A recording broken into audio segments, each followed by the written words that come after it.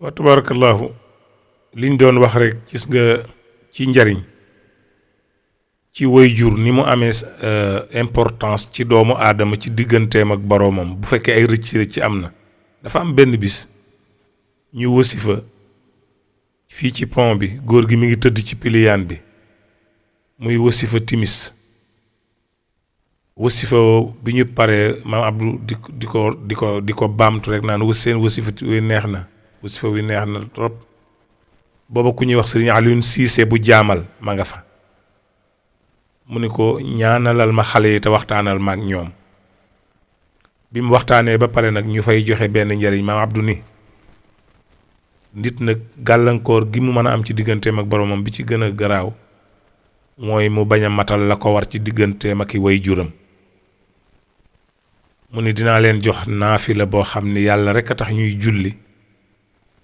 waaye soo ko defee ñaan ca yàlla ci sa diggante ak say way jur xàq yi nga xam ne amal nga leen ko mu ni dafay mel ni am nga 100 ans yoo xam ne mësuloo def lu leen neexul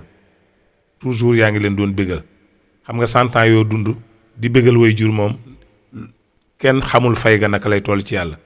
mu ni naafila gi nag ñi ngi koy def talaata ci guddi soo jullee sa gee bala ngay safa witar ñaari rakaa la rakaa bu njëkk bi fatiha ayatul kursi yu 5 juróom rakaa ñaareel bi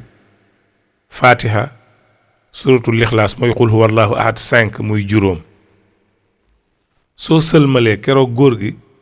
Alioune Cissé bu jaamal daf ni ko ñaan gi de nii la woon nga tànn istixfaar wala salaatul fatiha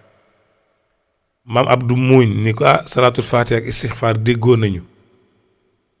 kon nañ boole ñaar yépp da ngay def 15 astaghfirullah def 15 salaatul fatiha ñaan sa digganteeg sa boroom ak yooyu nga amee loon say wayjur yàlla fay la matalal leen ko mu ni di nga am 100 ans yoo xam ne insha allahu taala day mel ni defoo ludul lu say wayjur bége loolu daal ma Abdou moo ko joxe woon ci circonstance bi mu ko joxe woon moo yéeme ci mage ga xaal ba ak tolluwaayu ñu wasifa ba pare nga xamante ni ci teewaayu yenent bi Cheikhuna Tijaani xulafaa ur rashidin maam Abdou décrété fa loolu wax ko kon loolu lu am importance la moo tax tabarakallahu ñu ni woon nañ ko partager ak sunu mbokk yi